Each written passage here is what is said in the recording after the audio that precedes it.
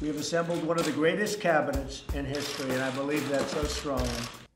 This is Trump in 2017, signing an executive order instructing his own branch of government to lower expenses. And we want to empower them to make their agencies as lean and effective as possible, and they know how to do it. But his cabinet hasn't really taken that message to heart, despite the fact that they are by far the richest cabinet in modern history.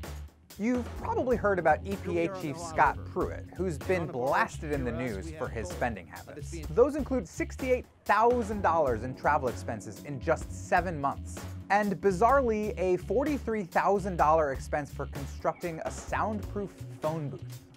Why does the head of the EPA need a secret phone booth? Housing and Urban Development Secretary and former presidential candidate Ben Carson spent over $30,000 on a dining table.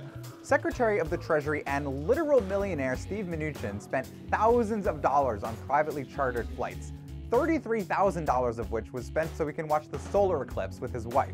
By the way, this is after he got caught trying to use an Air Force jet for his honeymoon.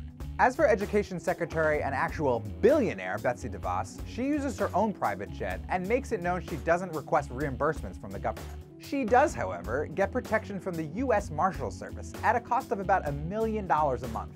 24/7 security from the U.S. Marshal is not typical for the Education Secretary. Her 4 predecessors all used the department's own security force. And you know who else has developed a taste for needlessly using taxpayer money? Secretary of the Interior Ryan Zinke. His department tried to spend more than $130,000 on new doors for his office. At the same time, he was proposing raising fees for national parks. Not cool. And let's not forget the secretaries who've already been kicked out. Former Health and Human Services Secretary Tom Price thought it was a good idea to use a private jet from Philadelphia to DC. Not to be confused with former VA Secretary David Shulkin, who was also shamed into resigning for his exorbitant spending on travel. And this spending adds up to... damn. And this isn't even comprehensive.